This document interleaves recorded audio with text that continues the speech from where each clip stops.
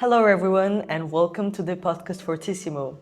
Today we have an amazing guest, an amazing conductor, someone that inspired lots of people with his beautiful music, his amazing timeline, and of course with his delicious food. Someone that is passionate about different cultures and of course about life, Maestro John Axelrod.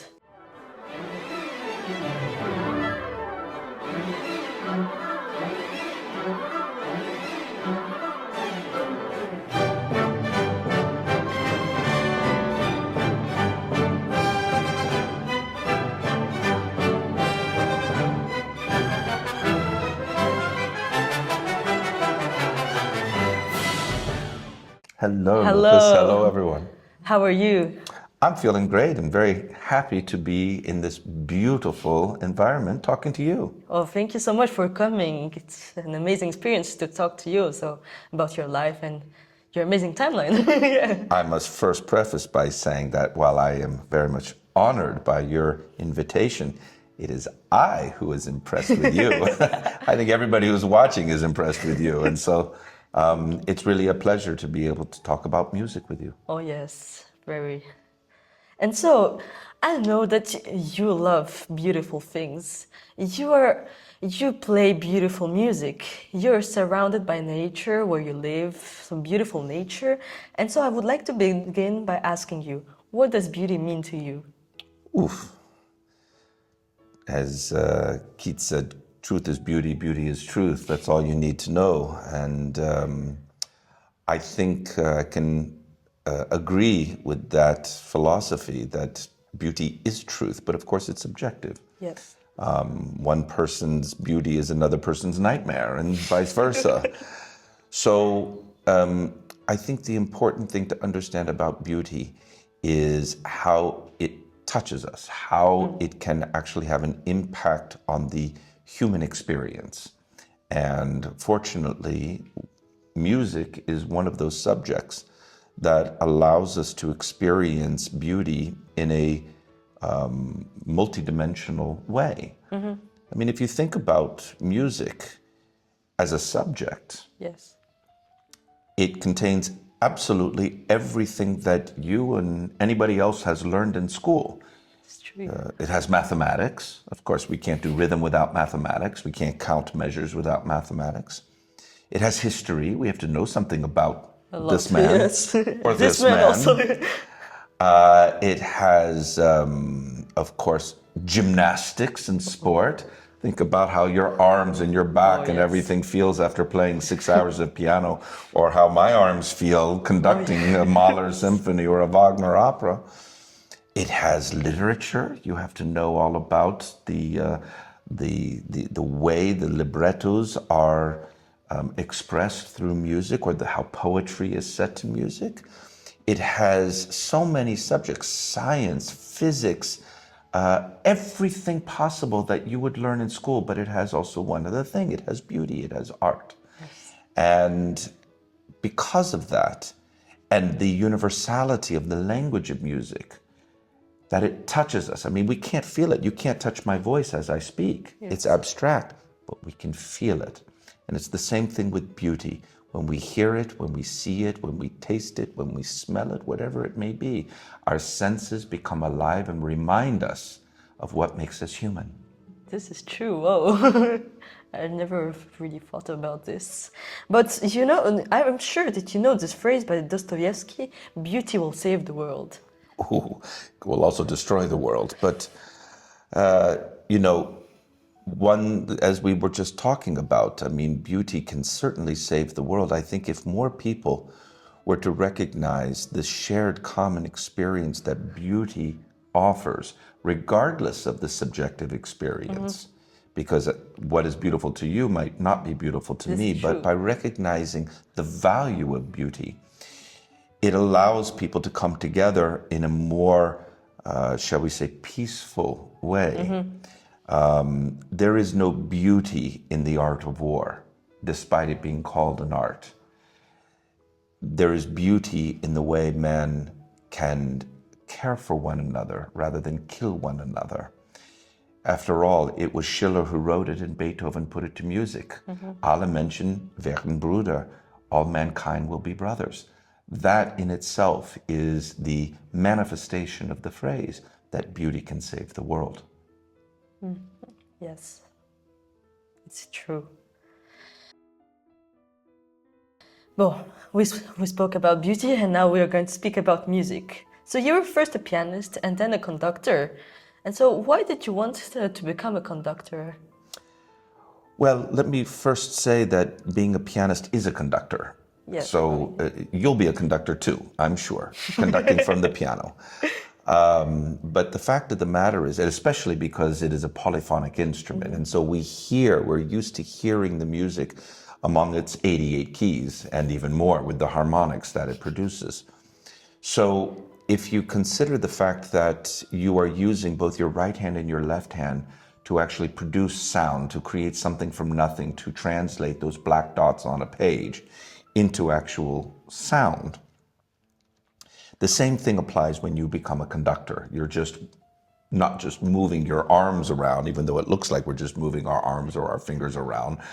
But, or if you're some conductors, you do it like this, and if you're some conductors, you do it like this, and if you're some conductors, you do it like this, and some do it with batons, and some do it without batons. But the idea of becoming a conductor has more to do with the instrument for the conductor. I got the chance to study with this guy, and who was also a pianist. Yes. And Leonard Bernstein said to me that I would be a conductor. And my question is, but I'm a pianist. Why do you think I'm going to be a conductor? He says, because you like people too much. And that is actually what makes a conductor. Because you as a pianist, or me as a pianist, we sit at the piano and that becomes our best friend for 8 hours a day. Exactly. But when you're conducting an orchestra, it's the musicians who play the instruments. We are playing the musicians. We are like a coach. We're like a psychologist. We're like a motivational speaker. We're like a CEO. We're like a human resources manager. We're a consultant. We're doing all of these different things in order to try to produce the most effective way that musicians can play the music that's in front of them. But here's the thing. They know what I know, and I know what they know. Yes. In fact, they know usually better than what I know.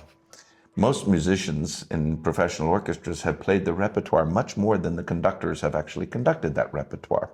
So they actually know those dots on the page better than conductors usually know them, unless it's an older maestro who's been doing it for 50, 60 years, or if you're Herbert Blomstedt, you're doing it for, I don't know, however, 70 years of conducting. But the point is to get to an authority and understanding and experience of that music so that you can help the musicians understand what they don't know. And that is the secret to becoming a good conductor. So when you ask my question, what made me decide to become a conductor? Part of it is because Lenny said that I like people too much. And the second is because I like to work with people. I like to share with people. I like to communicate. And as a conductor, we can do that as the filter of energy between the musicians and with the public. And last but not least, one of the reasons why I wanted to be a conductor is because I wanted to be able to perform this symphonic and operatic literature that only a conductor really has the pleasure to be able to hear in its fullest form. Of course, you can play Liszt transcriptions of Beethoven's symphonies, but there is no substitute for conducting Beethoven's Ninth. Okay, yes. Thank you so much for this beautiful answer. And so when you rehearse with an orchestra, what do you try to awaken in the musicians beyond playing the right notes? And well, getting back to the same question as Yes. before, you know, an interpretation, like beauty itself, is subjective. We sometimes talk about objectivity, Yes. but objectivity doesn't really exist except in the sense that imagine that instead of me looking at you and you looking at me and we're right here, we're actually behind this camera and actually looking at us both Yes. from a distance. That's a kind of objective perspective. But everything else is rather subjective, including an interpretation. Our intention is to give reason to what the composer created. That is the whole purpose of why we are musicians, to give reason. I think Christian Zimmermann said the same thing, which people can hear on a video. But the important thing is that through that subjective understanding of the music, we're able to transmit it to the musicians in such a way that they're able to be as effective as possible in performing that music. It can be ensemble, it could be the sound, it could be the rhythm, it could be the texture, it could be dynamics, it could be energy, it could be so many different aspects of the music. And what we're there to try to do is to guide them along the way so that they can find the most effective way of answering simple questions. Who, what, where, when, why, and how. Who, okay, let's say it's this section of the orchestra. What, this note needs to be long, not short. Where, on the second beat of the phrase. How do we play it? Let's play it with an up bow, not a down bow, and so on. You're answering these very simple but important questions in terms of getting an effective performance out of the music. So that's what a conductor is able to do. It's not just the big picture vision of an interpretation. It's like I think it was Furtwängler and Toscanini who said, what does Beethoven 5 mean to you? And Furtwängler said, oh, it's fate knocking on the door. And Toscanini said, it's allegro con brio, as simple as that. So everybody has a different opinion about what the music actually means. But if we can actually help the musicians answer those questions, who, what, when, where, why, how, we can arrive in an interpretation together. Because ultimately, that's what it's about. It's not about me. It's not about them. Yes. It's about we. It's about us creating something out of nothing together. And that is the fullest meaning of what Schiller and Beethoven composed and wrote when they say all mankind will be brothers, creating something from nothing together. Okay, thank you so much for this beautiful response. And you work with many orchestras over the world. And do you see any difference, like big difference between each orchestra? Of course, every orchestra is going to be different according to the anthropological and sociological aspects of its culture. I even wrote a book about it. And the important thing to understand is maybe 75, 80 years ago, orchestras were very much confined to its cultural background and understanding. An Austro-Germanic repertoire in Germany or in Austria was specific to that culture, or a Russian orchestra was specific to that culture, or a French orchestra was specific to that culture. But since then, with the globalization of our planet, with the internet and the distribution of music at such an incredibly fast rate of distribution, with the ability to hear and see basically everything that's been recorded, it allows for a greater assimilation of different cultures into one orchestra. That being said, there might be an orchestra here in Switzerland that has 20 different nationalities in the orchestra. But when they perform, it becomes very Swiss in terms of its culture. Very precise, even if it might be stereotypically a little compromised in terms of passion. But if you go to Italy, you might have a lot of passion, and stereotypically sometimes precision might be a little compromised. This is a stereotype. It's not always true. Some of the greatest orchestras in the world come from Italy, and some of the passionate performances can be heard among Swiss orchestras. But when you think of these cultural stereotypes, you see how they are reflected in the culture of that orchestra. A French orchestra will sound French because of the culture and the linguistics. And this is an important thing to understand. Linguistics. How does language actually affect the language of music? Music is universal. All cultures can experience the language of music, but it gets filtered through the cultural perspective of their language. So, for example, if you're speaking Italian, it's going to be very much on the tongue. If you're speaking French, it's very much sur les lèvres. Oui, on parle français comme ça. If it's in Spanish, it's the nose. Oh, sí, señor, it's very much in the nose. Yeah. If it's German, it's all back here in the throat. And how about that Mirkesnak, huh? In Russian, it's all down deep in the chest. So language has a lot to do with how we filter the music and how we translate that into our own understanding. So if we're doing a Beethoven concerto or a Beethoven symphony in France, the same concerto or symphony with an orchestra in Germany, the same concerto orchestra with an orchestra in Japan, and vice versa, every interpretation is going to be different because anthropologically and sociologically, it is filtered through that culture. Okay. Thank you so much. And you work also with many young soloists all across the world with many people, many generations also. And what is the key to have the chance to play with an orchestra and to really connect with it? Well, I love working with young musicians, probably because I was so much influenced by Bernstein, who was probably the greatest teacher of music of the 20th century. And I've also had other great mentors in music as well, like Ilya Musin in St. Petersburg, or Christoph Eschenbach, the conductor and pianist, or Claudio Abbado in Lucerne, and so on. But, working with young musicians is always very fresh because they're open to the experience and they're willing to learn. And this is important to understand because no matter how professional one is and no matter how many years, I mean, I've been conducting for 30 years, but I'm still a student. Yeah. And we are students till the day we die. And I think the most important lesson that can be learned from this conversation that I can share with your listeners is that whether you are a musician or anything you do, you win at what you do or you learn from it. You don't fail, you don't make mistakes. It's not something routine that's just a job to perform. It's something to be curious and discover throughout your entire life. And if you can keep coming back to the repertoire and developing your skill and understanding of how to perform that repertoire, you can achieve a higher degree of accomplishment and depth and substance in the interpretation and performance of that music. Young musicians are very open to the abundance and resonance of what this music can offer. And as musicians become more professional, they sometimes get stuck in the routine of the job or the routine of the experience. So sometimes a conductor or a soloist can give a breath of fresh air to professional orchestras or inspire younger musicians and younger orchestras to achieve a higher level of performance.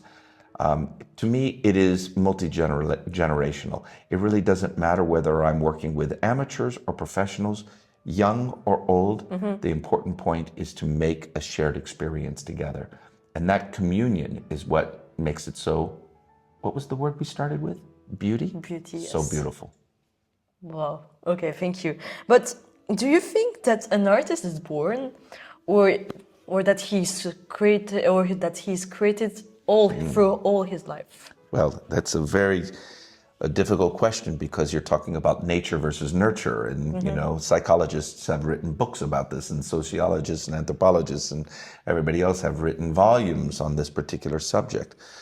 I do think that there are some biological elements. For example, you have perfect pitch, I have perfect pitch, and there has been some indication that there's an actual genetic mutation behind the left ear that actually corresponds to transmitting the sound to an identification in the brain. So there is some kind of biology to it. But for the most part, people learn to make music based on the example of good teachers. Yes. If you have a good teacher, you're going to be a good musician. If you have a bad teacher, most likely you're going to give up the instrument.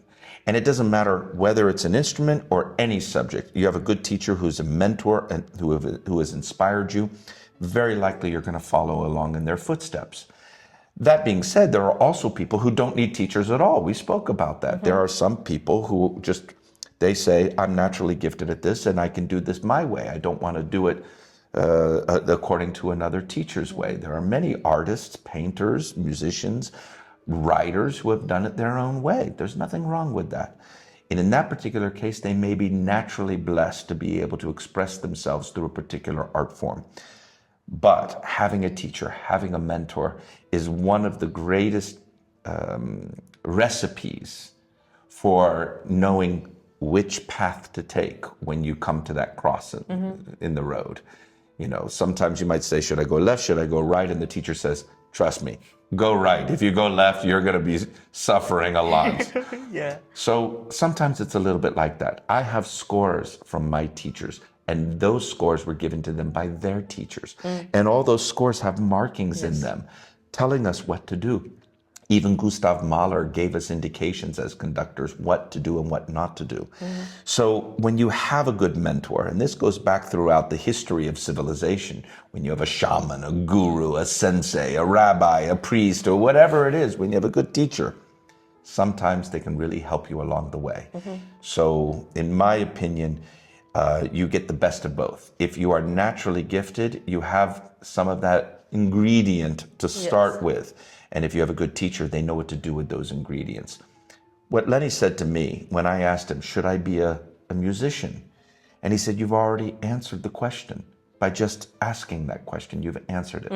If you need to ask, should I be a musician? You've answered it, because to be a musician, it is like breathing air. You don't need to ask the question. In that case, you are or you are not. Yes. But it has to do with your own particular decision about how you want to find beauty in your life.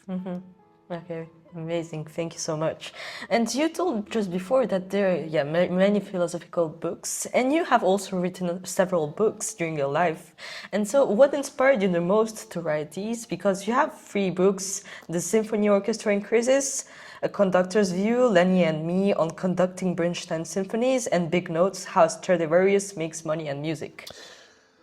Well, of course, having learned the repertoire and his own music from Bernstein, I felt that I was in a position, having conducted his music too, I was in a position to be able to share from a conductor's perspective that path to take to help other conductors who might be interested to learn his music. And I believe Bernstein's repertoire is a bit underrated. You know, he was a little bit like Mahler. He felt he was very famous as a conductor and underestimated as a composer. But we now know that both Mahler and Bernstein were extraordinarily great composers in their own right. So I wanted to write that book about Lenny and Me, just for the benefit of other conductors. The Symphony Orchestra in Crisis actually started as a book in German about the anthropological. It was written first in German. And it was published by an editor in Germany, Henschel Verlag. And it was essentially how to make beautiful music together or not, a conductor's perspective. It was when it was finally published in the original English, it became the Symphony Orchestra in Crisis. And that was talking a little bit about these stereotypes, a little bit about the anthropological and sociological aspects of an orchestra. And the third book, which I wrote during COVID, because concerts were essentially canceled. So I said, what am I going to do with my time? And I wrote this book about investing in rare instruments, because that too is a very interesting subject. If you have a rare instrument in your hands and that instrument only appreciates in value, unlike Bitcoin or the stock market or NFTs or other things that go up and down in value, a rare instrument only appreciates in value. And I thought it was worth, during that time when people were faced with financial crises, what they might be able to do with their money and at the same time contribute to the welfare of both the instruments and music in general. But what inspires me to write is that I am a very productive person. It's not just that I'm an Aries that has to be productive, but I like to be creative.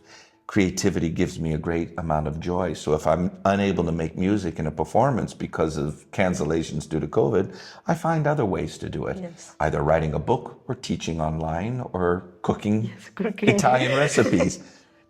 Whatever it is, I enjoy doing it because it's creative and it's something I can share with others. But does cooking inspires you to play music? Well, I like to cook to music. And then what happened was during COVID in Japan, I was locked in during a quarantine and had nothing else to do except cook. And I was conducting later, after the quarantine, I would be conducting Tchaikovsky's Fourth Symphony. So I decided to conduct and cook at the same time. And it's not by coincidence. I mean, when you talk about the chef de la cuisine, the word is chef. And when you talk about a conductor in French, it's chef d'orchestre. So the idea of creating the conductor in the kitchen was a kind of play on the words. And I love Italian food, so I started conducting and cooking at the same time. And who knows, maybe I'll develop that into something in the future. And I'll be interviewing chefs of the kitchen, just like you're interviewing me right now. And one day I'll be able to do a beautiful banquet and celebrate your success. Thank you so much. And what is your favorite meal? Oh, that's impossible. That's like asking me what's my favorite music. It's Italian food, of course, but I think a bolognese with a bottle of Amarone. That will always make me very happy. It's a B, by the way. Yes. Bolognese, like Bernstein, like Beethoven. Oh, a lot of bees. A lot of bees. And you're also a creator of a lot of events where you promote artists and where you also show your food powers. And so, when is going to be your next event? Well, on September 7th, I'm presenting a concert culinaire, a culinary concert. It'll be the fourth time I'm doing this to support and promote the heritage of my commune where I live. But more specifically, it is also to promote this very talented Swiss pianist. Her name is Lady Va, and she's very popular on YouTube and other social media. And she is the queen of boogie woogie piano. And if nobody knows what boogie woogie is, it actually comes from Texas, where I'm from. And it is this kind of shuffle of bass line in the left hand and these kind of improvised pentatonic riffs in the right hand. And, you know, I never would have expected that a young lady from Basel, Switzerland would become the reincarnation of Jerry Lee Lewis. But there she was on the internet, and I discovered her, and I said, wow, this is something special, and it speaks to my roots. And so I'm going to present her, and it's called Boogie Woogie Beethoven with Lady Va, and it'll be at the Grand Salle de Castillo in Vevey on September 7th. And I invite everybody to go to concertculinaire.ch. That's concert with an S, culinaire with an S.ch, and come to the concert. We'll put the link in the description, of course. And if you want to come, don't forget to come. Sorry. Well said. So come.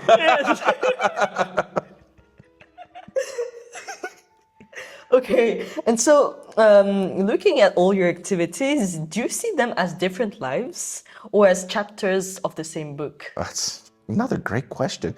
You know, the piano, you've got that covered, but you can also absolutely be a journalist and interview people because you've got that down. You've asked some very good questions, much better than some people who have asked over years of interviews. Well, you know, we've only got one life to live, even though I do somewhat believe in past lives and future lives. But the idea is to try to make the best out of that life. And it really depends on the individual. I've changed my life many times already. And I think that sometimes life takes you in different directions. And if you have the courage and creativity to understand what you're going through, to be mindful of that and aware of what's happening and to decide to take different directions, so much the better. For others, it is, this is what I'm going to do for the rest of my life, and they feel very comfortable with that. And it doesn't mean that there can't be chapters within that one direction. But it really depends on the author. I mean, you mentioned Dostoevsky. There's a lot of tragedy in Dostoevsky, and sometimes and comedy. And sometimes when you go through life, you go through those changes of tragedy and comedy, and it helps you determine what the next chapter of your life is going to be. I think it's also very interesting when you're a musician that you go through different chapters in discovering the repertoire. It's not only about playing the same repertoire over and over again. That's important because the music is organic. It is timeless. And so you have to always find ways to express it in the moment. That's one of the great pleasures and advantages and blessings of being a musician. We are like Buddha. We live in the moment, from beat to beat, from sound to sound, from note to note. We are living in that moment, and that's a beautiful experience. And yet, when you go through your life, you will rediscover Beethoven again. When you're older and more experienced in life, you will discover a composer you've never been able to play before because you didn't feel that you were ready to approach it. I know that Bruno Walter famously said that you have to conduct for 25 years before you can finally discover really what Mozart was trying to say. And I think that that's an important thing to understand. What I said earlier, in life, you either win or you learn, and you continue learning as a student until the day you die. This is true. And our last question, what is your dream? Oh my, to play with you.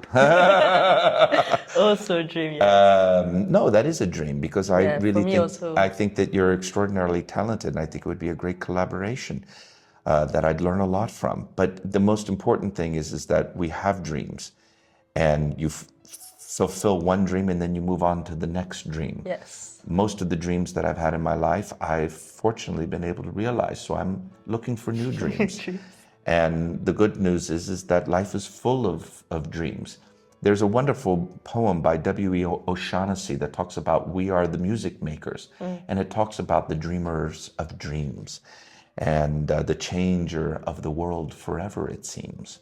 And so I think that just by being a musician, we are given the opportunity to always dream.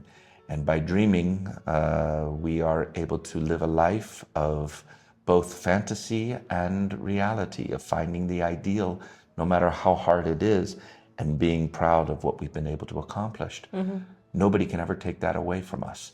And the moment you complete playing Mozart or a Beethoven concerto and you close that page, you can have that sigh of satisfaction saying, okay, that dream has come true. Yes.